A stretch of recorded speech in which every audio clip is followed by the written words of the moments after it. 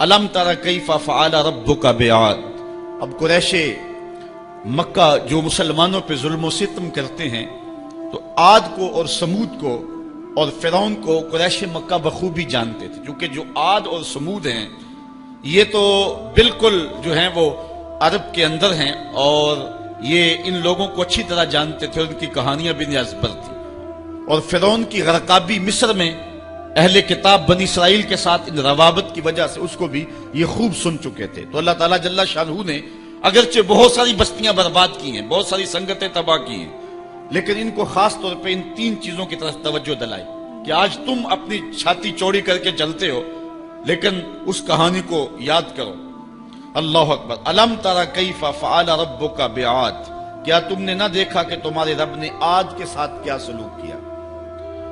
इरम ज़ातिल इमाद। ये कौन आद थे? ये आदे इरम थे, इन्हें आदे उला भी कहा जाता है।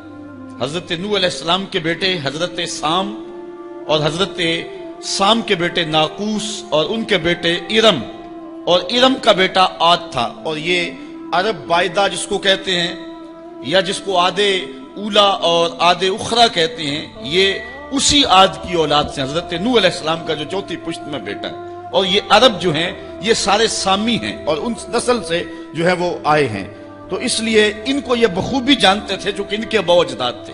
तो अल्लाह ताला जल्ला शानहू ने फरमाया कि अलम तरा कैफ फअल रब्बुक बिआद। जानते हो कि तुम्हारे रब ने आद के साथ क्या किया।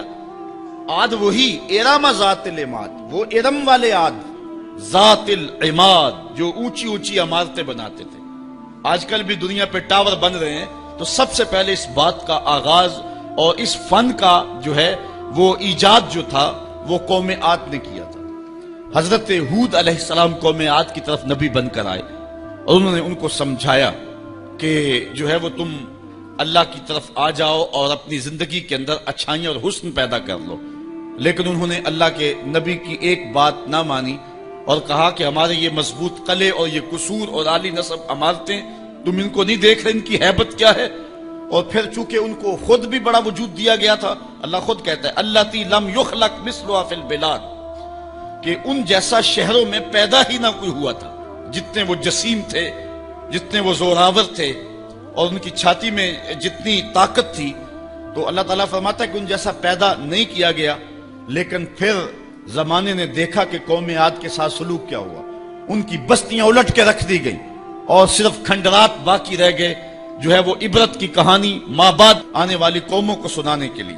वह समूद अल्लज़ीना जाबु सखरा बिल वाद, और कौम समूद जिन्होंने वादी में पत्थर की चट्टानें काटी। ये मदीना और शाम के दरमियान ये वादी पड़ती है। हजरत सालेह अलैहिस्सलाम जो है वो इस कौम की तरफ नबी बनकर मबूस हुए थे। ये पत्थरों की चट्टानों को आज भी वादी अल कुरा के अंदर इनके निशानात देखे जा सकते हैं। तो वादी कुरा के अंदर उन्होंने पहाड़ों के पहाड़ चीर के उनके अंदर मजबूत पनागाहें बनाई थी। आज के जमाने में एटम बम भी फेंका जाए तो वो वहां तक ना पहुंच पाए। ये कहते थे कि कोई तूफान, कोई शदीद आंधी और कोई सैलाब हमारा कुछ नहीं बिगाड़ सकता, हम उन महफूज पनागाहों में रहते हैं। लेकिन फिर वो भी इबरत का निशान बन गए। हुआ क्या कि जब वो पत्थरों की चट्टानें चीर करके अपने मकान बनाते थे और इसी शुगल में रहते थे, तो हजरत सालेह अलैहिस्सलाम ने जो है वो पत्थर से जिंदा ऊंटनी निकाल के दिखा दी अल्लाह की इज़्न से और कहा हाज़िही नाक़तुल्लाह, ये अल्लाह की ऊंटनी है। चूंकि ये उस तरीके से नहीं आई है, ये खास वो सारी ऊंटनी अल्लाह की है, लेकिन निस्बत तशरीफिया इसकी तरफ हो गई। अब कहा कि इसकी बारी का हौज का पानी तुमने नहीं पीना, और जब इसकी बारी होगी ये पिएगी, और जब तुम्हारी बारी होगी तो तुम पियोगे। जिस दिन वो ऊंटनी पीती थी तो सारा हौज पी जाती थी, लेकिन ये नहीं था कौम प्यासी रहती, दूध इतना देती कि पूरी कौम सैराब हो जाती। अच्छा, इन्होंने क्या किया, उस ऊंटनी के पांव काट दिए इस तकब्बुर से कि एक तरफ पूरी कौम और एक तरफ ऊंटनी होके, एक जानवर होके, उसको ये इजाज और तकरीम और प्रोटोकॉल दे दिया गया कि वो पूरा दिन हौज पे वो मालिकन हो हौज की और हम हौज के करीब ना जा सके।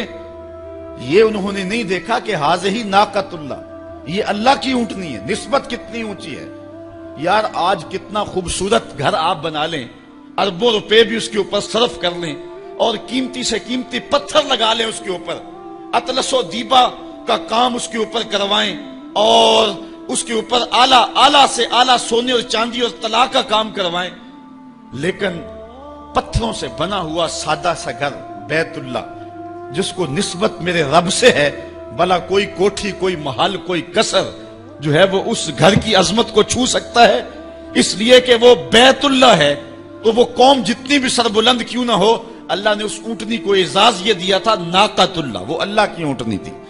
اچھا، انہوں نے اس کی توہین کی، اس کے پاؤں کاٹ دیے، تو اس اونٹنی کا ایک بچہ تھا، اس نے چیخ ماری، درد سے جب وہ چیخا تو اللہ کا عذاب آ گیا اور یہ عذاب میں مبتلا ہو گئے۔ اللہ اکبر۔ قوم عاد کا جو حال ہوا، قوم سمود کا پھر جو حال ہوا، وہ زمانے نے دیکھا۔ آگے ارشاد فرمایا وَفِرْعَوْنَ ذِی الْأَوْتَادِ، وہ فرعون جو کیلوں والا تھا۔ یہ ذی الاوتاد اس کو کہا گیا، اس کی کئی مفسرین نے وجہ بیان کی ہیں۔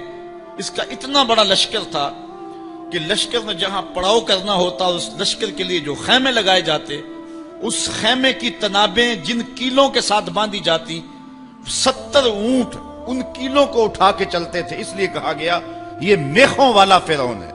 یا مفسرین نے کہا دوسری وجہ یہ ہے کہ جو فرعون کی بات نہ مانتا تو اس کو جو ہے وہ لٹا کر کے اس کے ہاتھوں اور اس کے پاؤں کے اندر میخیں ٹھونک دیتا تھا، نام پڑ گیا میخوں والا فرعون۔ تو جس کو اتنا ناز تھا کہ کوئی میری جھوٹی خدائی سے سر کیوں پھیرے، اور اس کو وہ عبرتناک سزا دیتا تھا۔ پھر فرعون وہ نیل کی موجوں میں بے بس تھا اور ہاتھ جوڑ کے کہہ رہا تھا آمنت برب موسیٰ، میں اب موسیٰ کے رب پہ ایمان لاتا ہوں، لیکن پھر اس وقت اس کا ایمان لانا فائدہ بخش نہ ہوا۔ تو اللہ فرماتا یہ سب کچھ تم دیکھ چکے ہو۔ الذین طغوا فی البلاد، یہ وہ لوگ ہیں قوم عاد، قوم سمود اور فرعون جنہوں نے شہروں میں سرکشی کی، اللہ کے حکموں کو توڑا، جھوٹی خدائی کے دعوے کیے۔ پھر کیا ہوا؟ فَأَكْثَرُوا فِيهَا الْفَسَادِ، پھر انہوں نے بہت زیادہ فساد پھیلا دیا۔ اللہ تعالیٰ جل شانہ نے ان کی شر کو، ان کے فساد کو جو وہ کرتے رہے اللہ دیکھتا رہا، لیکن جب حد سے زیادہ ہی بڑھنے لگے فَصَبَّ عَلَيْهِمْ رَبُّكَ صَوْتَ عَذَابٍ، تو پھر تیرے رب نے ان پر اپنے عذاب کا کوڑا برسایا۔ پھر جو ان کا حال ہوا، اللہ اکبر، ان ربک لبالمرصاد، بے شک تمہارے رب کی نظر سے کچھ غائب نہیں ہے۔ تمہارا رب تمہارے ایک ایک عمل کو، ایک ایک کرتوت کو دیکھ رہا ہے۔ اے قریش مکہ تم کیا ہو، تمہاری کیا حیثیت ہے؟ عاد و سمود کی بستیاں تمہارے رب نے الٹ کے رکھ دی۔ تمہارے رب نے فرعون جس کو جھوٹی خدائی کا گھمنڈ تھا، لشکر سمیت نیل کی موجوں میں ڈبو دیا، تو کیا تم باقی رہو گے؟ اس لیے ان کہانیوں کو بیان کیا۔ فَصَبَّ عَلَيْهِمْ رَبُّكَ صَوْتَ عَذَابٍ إِنَّ رَبَّكَ لَبِالْمِرْصَادِ۔ یہ کہانی بیان کرنے کے بعد انسان کی ایک کج فکری پر اللہ تعالیٰ نے کتنی خوبصورت جو ہے وہ چیز ارشاد فرمائی۔ فَأَمَّا الْإِنسَانُ إِذَا مَا ابْتَلَاهُ رَبُّهُ فَأَكْرَمَهُ وَنَعَمَهُ فَيَقُولُ رَبِّي أَكْرَمَنِ۔ انسان کی فطرت ہے جب اللہ تعالیٰ اس کو رزق دیتا ہے، دولت کے دروازے اس کے لیے کھولتا ہے، اس کو جاہ و منصب ملتا ہے، اور یہ اللہ تعالیٰ اس کو جاہ و منصب دے کے، دولت دے کے، اس کو پیسہ روپیہ دے کے اس کی آزمائش کرتا ہے، لیکن اس کو آزمائش نہیں سمجھتا۔ فَيَقُولُ، وہ کہتا ہے ربی اکرمن، میرے رب نے مجھے عزت دی ہے۔ وہ اس کو عزت سمجھ لیتا ہے اور کہتا ہے کہ میں اللہ کا محبوب ہوں، مجھے اللہ پسند کرتا ہے تو اس لیے مجھے دولت دی ہے، ورنہ میں غربت کی چکی میں پس رہا ہوتا۔ وہ دولت کو جو ہے وہ عزت سمجھتا ہے، حالانکہ اللہ نے بطور آزمائش اس کو دولت دی ہے۔ جب کسی بندے کو پوچھا جائے نا بتا کیا حال ہے، تو اگر اس کے پاس دولت کے انبار، وہ کہتا ہے بڑا فضل ہے اللہ کا۔ اچھا کیا فضل ہے اللہ کا؟ تو تہجد کی نماز بھی پڑھنے لگ گیا؟ نہیں، میں تو 5 بھی نہیں پڑھتا۔ اچھا کیا فضل ہے کہ اللہ نے تجھے یہ کرم کر دیا کہ تیری زبان پہ جھوٹ نہیں آتا؟ نہیں، میں تو صبح شام جھوٹ بولتا ہوں، ٹیکس بھی چوری کرتا ہوں، میں تو سب کچھ کرتا ہوں۔ تو پھر کیا فضل ہے؟ کہتا ہے مجھے دولت دے دی گئی۔ تو یہ انسان کی فطرت ہے کہ دولت جو مل جائے اس کو فضل الہی سمجھتا ہے۔ وہ ناجائز طریقے سے بھی لے تو اس کو بھی فضل سمجھتا ہے۔ کبھی آپ نے دیکھا ہوگا کہ سراسر کمائی حرام کی ہے، ناجائز فروشی کے ساتھ، رشوت کے ساتھ، اور کیا کیا دھندے کے ساتھ اس نے جو ہے وہ دولت کمائی، اور عالی نصب کوٹھی بنا کے اوپر لکھ دیا ھذا من فضل ربی، یہ میرے رب کا فضل ہے۔ حالانکہ یہ تو قہر تھا، آزمائش تھی اس کے اوپر، لیکن وہ شیطان نے اس کو جس راستے پہ لگایا اور شیطانی دھندے کے ساتھ جس نے دولت کمائی، اس کو بھی یہ فضل ربی قرار دے رہا ہے اور سمجھتا ہے کہ واقعی میں رب کا فضل ہے۔ نہیں، اللہ فرماتا ہے ایسا نہیں ہے، یہ اس کی کج فکری ہے۔ فضل یہ نہیں ہے کہ کسی کو دولت دے دی جائے، فضل یہ ہے کسی کو تہجد کے سجدوں کی توفیق دے دی جائے، فضل یہ ہے کسی کے سینے کے اندر ایمان کا چراغاں کر دیا جائے، فضل یہ ہے کہ کوئی شخص جھوٹ بولنا چاہے بھی ایک غیبی طاقت زبان کو پکڑ لے، میرے بندے تو محمد عربی کا نوکر ہے اور محمد عربی صادق بھی تھا، امین بھی تھا، تو جھوٹ بولنا اچھا لگتا ہے، تو وہ جھوٹ بولنا چاہے بھی تو نہ بول سکے۔ یہ ہے رب کا فضل، یہ ہے رب کی کرم نوازی اور یہ ہے رب کے رحم کا انداز۔ لیکن انسان کی کج فکری ہے، اللہ آزماتا ہے اس کو دولت دے کے، حالانکہ دولت کی آزمائش بہت ڈاڈی آزمائش ہے۔ حضرت عبداللہ ابن مبارک کہتے ہیں ہمیں غربت سے بھی آزمایا گیا اور دولت سے بھی آزمایا گیا۔ غربت کی آزمائش میں تو ہم پورے نکلے، لیکن دولت کی آزمائش میں ہم پورے نہ نکل سکے۔ یہ آزمائش زیادہ سخت آزمائش ہے، لیکن فیقولو بندہ کہتا ہے ربی اکرمن، میرے رب نے مجھے عزت دے دی، کوئی عہدہ مل جائے، کوئی شان و شوکت دنیا کی مل جائے، چاہے وہ اس کا ذریعہ کوئی بھی ہو، بندہ کہتا جی فلاں پہ بڑا ہی اللہ کا فضل ہو گیا۔ یار ایک معمولی شخص تھا، گلی سے نکلا، اب دیکھو جو ہے وہ وزارت کا قلم دان تھامے ہوئے ہے، بڑا فضل ہوا۔ کیا فضل ہوا اس کے اوپر کہ اس نے جائز ناجائز ہر راستہ جو ہے وہ اختیار کیا اور رب کو قدم قدم پہ ناراض کیا، اور ہم اس کو فضل گردان رہے ہیں۔ کہا فضل نہیں ہے، یہ ڈاڈی آزمائش ہے، لیکن انسان کی کج فکری ہے، وہ اس کو فضل کہہ رہا ہے۔ اچھا ایک اور انسان کی کج فکری دیکھیے، وَأَمَّا إِذَا مَبْتَلَاهُ فَقَدَرَ عَلَيْهِ رِزْقَهُ فَيَقُولُ رَبِّي أَهَانَنِ، اور اگر اللہ آزمائے اور اس کا رزق اس پر تنگ کر دے، فَيَقُولُ تو پھر کہتا ہے رَبِّي أَهَانَنِ، میرے رب نے تو مجھے خار کر دیا، میرے رب نے تو مجھے ذلیل کر کے رکھ دیا۔ یہ فطرت ہے انسان کی کہ اس کو تھوڑی سی سختی ملے، دولت کے انبار جو تیزی کے ساتھ آ رہے ہیں تھوڑا سا کم ہو جائیں اور اس کو غربت کی چکی میں پیسا جائے، تو یہ بھی اس کی آزمائش تھی۔ دولت دے کے آزمائش کی گئی کہ کیا راہ خدا میں لٹاتا ہے کہ نہیں لٹاتا، میرے راستے کے اندر اس کو خرچ کرتا ہے کہ نہیں کرتا۔ یتیم، غریب، مسکین، لاچار، مجبور، نانے شبینہ کو ترستے ہوئے، بیمار، کیا ان کو ڈھونڈ ڈھونڈ کے ان کی دہلیز پہ پہنچتا ہے کہ نہیں پہنچتا۔ ایک تو یہ آزمائش تھی، لیکن اس نے اس کو آزمائش نہیں، اس کو عزت سمجھ لیا۔ اس نے کہا کہ میرا اللہ میرے پہ راضی ہے تو تبھی اتنی دولت دی ہے۔ اچھا اگر دولت اللہ کی رضا کی علامت ہوتی تو فرعون دولت مند نہ ہوتا، قارون کو خزانہ نہ دیا جاتا۔ اور دوسری بات، جب اس کو دولت نہیں دی جاتی، غربت میں آتا ہے تو کہتا ہے میرے رب نے مجھے رسوا کر دیا۔ یہ بھی اس کی کج فکری ہے۔ یار وہ بھی تو ہوئے ہیں کہ زمانے کے اندر ایک پھوٹی کوڑی بھی ان کے پاس نہیں رہی ہے۔ اللہ اکبر، آؤ دیکھو فقر ابو ذر کو سلام کرو، آؤ دیکھو فقر اویس کو سلام کرو، اچھا آ جاؤ حضور کی دہلیز پہ فقر محمدی کو سلام کرو۔ یہ عزت ہے، عزت، یہ بھی آزمائش ہے۔ اللہ دیکھتا ہے کہ فقر کی آزمائش میں کون پورا نکلتا ہے۔ زبان پر جو ہے وہ ناشکری کے لفظ تو نہیں لاتا، مل جائے اللہ کی طرف سے عطا ہو تو وہ بھی آزمائش ہے کہ اس پہ شکر ادا کرتا ہے کہ نہیں کرتا، اور نہ ملے تو یہ بھی آزمائش ہے کہ اس پہ صبر کرتا ہے یا کہ نہیں کرتا۔ واویلا کر دیا، شور و غل مچا دیا، لٹ گیا، میرے پاس کچھ دیا، اپنی غربت کے اشتہار لگا دیے۔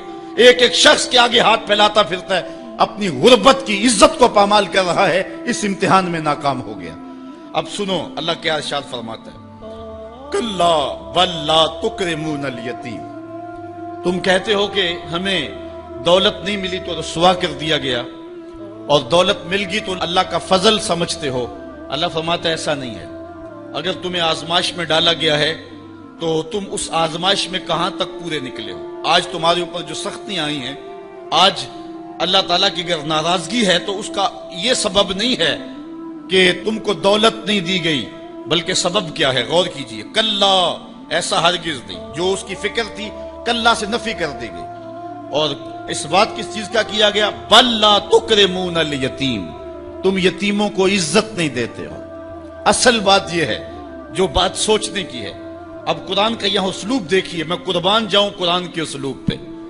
ایسے ہی نہیں، جب اکرمہ ابو جہل کا بیٹا اسلام کے حصار میں آتا ہے تو قرآن پڑھتا ہے نا تو اشش کر اٹھتا ہے، اور پھر روتا ہے اور کہتا ہے ہاذا کلام و ربی، یہ میرے رب کا کلام ہے۔ اور قرآن بتا رہا ہے، اس کا لہجہ بتاتا ہے، اسلوب دیکھیے۔